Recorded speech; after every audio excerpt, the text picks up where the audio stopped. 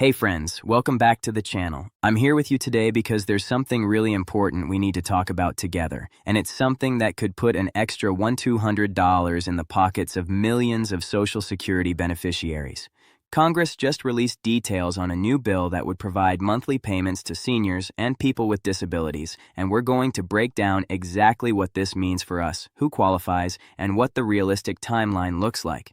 But that's not all we're covering today. While this potential good news is making headlines, there are also some significant changes happening right now with Medicare Part B premiums that are going to impact our monthly checks, and millions of Americans are facing cuts to their SNAP food assistance benefits. I know these last few years have felt like we're constantly bracing for the next challenge, so today we're going to walk through all of it together, the hopeful news and the hard realities, so you can plan ahead and know exactly where you stand. Let me know in the comments where you're watching from today and how these changes might affect your household.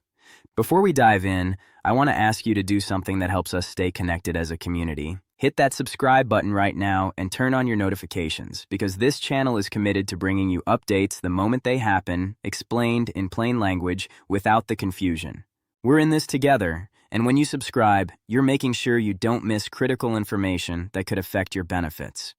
Go ahead and hit that like button too. It really helps us reach more people who need this information. All right, let's get into it. So here's what we know about this $200 proposal, and I want to be really clear with you from the start about what stage this is at, because understanding the process is just as important as knowing the details. Senate Democrats have introduced something called the Social Security Emergency Inflation Relief Act, and if you're receiving Social Security Retirement, SSDI, or SSI, this bill is designed with you in mind. The proposal calls for an extra $200 per month to be added to your existing benefit for 6 consecutive months, starting in January 2026 and running through July 2026. Let's do the math together. That's $200 times 6 months, which equals $200 total. Now, who exactly would receive these payments if this bill passes?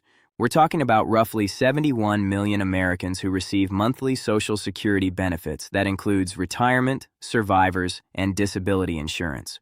We're also talking about the 7.5 million people receiving SSI, Supplemental Security Income, but it goes even further than that.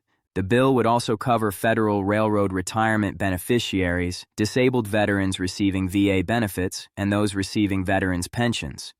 This is significant because it recognizes that the struggle with rising costs isn't just hitting one group, it's affecting all of us who rely on fixed incomes and government support programs. Senate Minority Leader Chuck Schumer, who's one of the sponsors of this bill, said something that I think a lot of us can relate to. He said, quote, "Seniors face difficult decisions as they see their bank accounts shrinking, and the Social Security COLA cost of living adjustment is simply not reflective of their current reality." That word, reality, really stands out to me because so many of you have told me in the comments that the annual cost of living adjustment just doesn't match what you're actually experiencing at the grocery store, at the pharmacy, with your utility bills. The official inflation numbers might say one thing, but when you're living on a fixed income, you know what your money can and cannot buy, and that gap between official statistics and real life is exactly what this bill is trying to address. The bill was introduced on October 30th, and Senator Elizabeth Warren is among the co-sponsors, along with 11 other Democratic senators. Here's where I need us to be realistic together. This bill has been referred to the Senate Finance Committee, which means it's in the very early stages of the legislative process. It has not been voted on. It has not been passed. It has not been signed into law.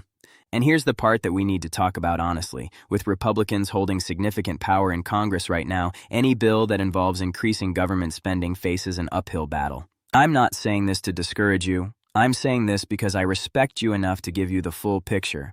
We've seen bills like this introduced before with great intentions, and we've seen them stall or never make it to a vote. So what should you do with this information? First, don't count this money in your budget yet. As much as we all wish we could plan around this $200, it's not guaranteed, and I would never want you to make financial decisions based on money that isn't certain. Second, this is where your voice actually matters. If this is something you want your representatives to support, now is the time to contact your senators, especially if they sit on the Finance Committee. Let them know that you're watching, that this matters to your family, and that you're paying attention to how they vote. Real change happens when we make our voices heard, and I'll put resources in the description about how to contact your elected officials if you want to take that step. One more critical detail I want to make sure you understand. This $200 monthly increase would be in addition to the cost of living adjustment that was already announced for 2026. That COLA came in at 2.8%, which works out to an average increase of about $56 per month for Social Security recipients. So if this bill were to pass, you'd be getting both the COLA increase and this additional $200 per month during that 6-month period. Shannon Benton from the Senior Citizens League said something powerful when this COLA was announced. She said, quote, "The 2026 COLA is going to hurt for seniors. Year after year, they've warned that Social Security's meager increases won't be enough. Research suggests that about 10% of retirement-age Americans live in poverty, though the real number might actually be higher. These aren't just statistics. These are our neighbors, our family members, maybe even you watching this right now.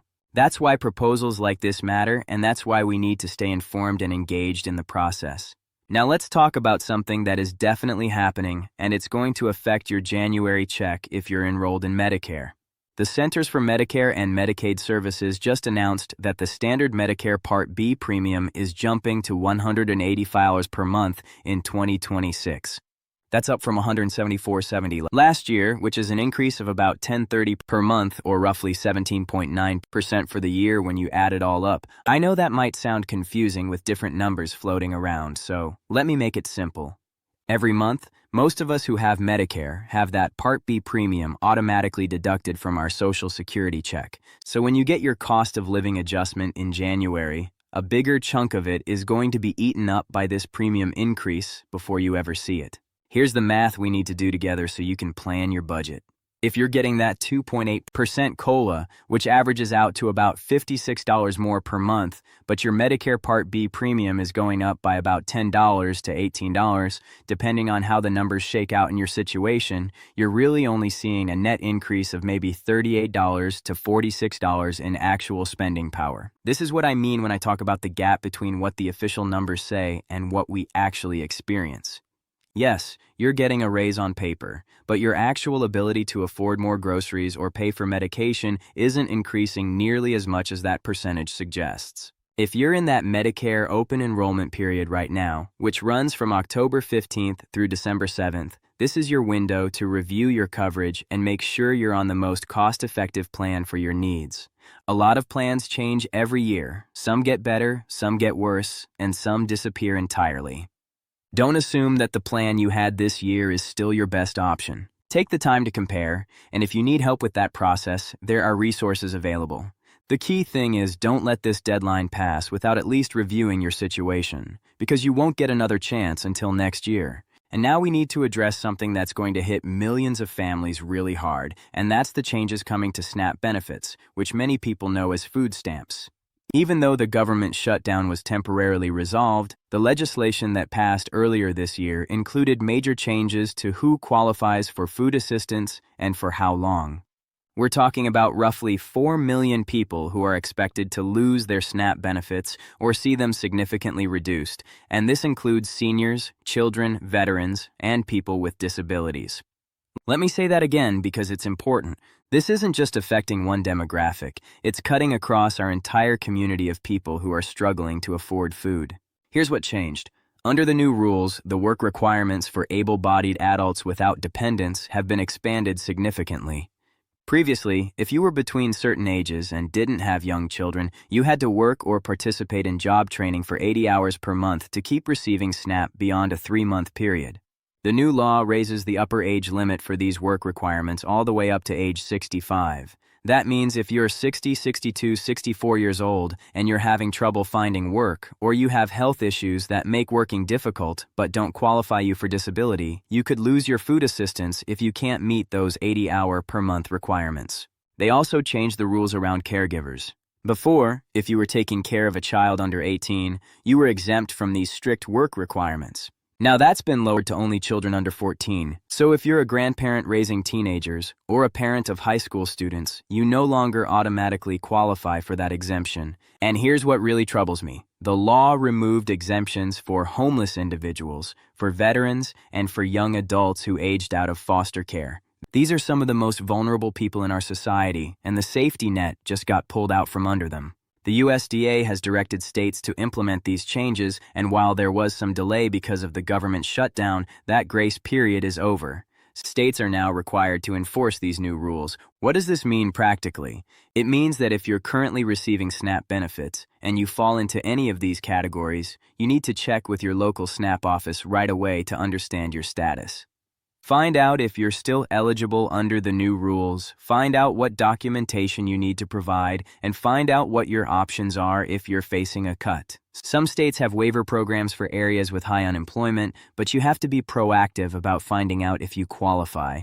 If you're at risk of losing your SNAP benefits, I want you to know that there are other resources in most communities: food banks, community meal programs, church pantries. These aren't perfect solutions, and they shouldn't have to be the answer, but they exist, and they're there to help while you figure out your next steps.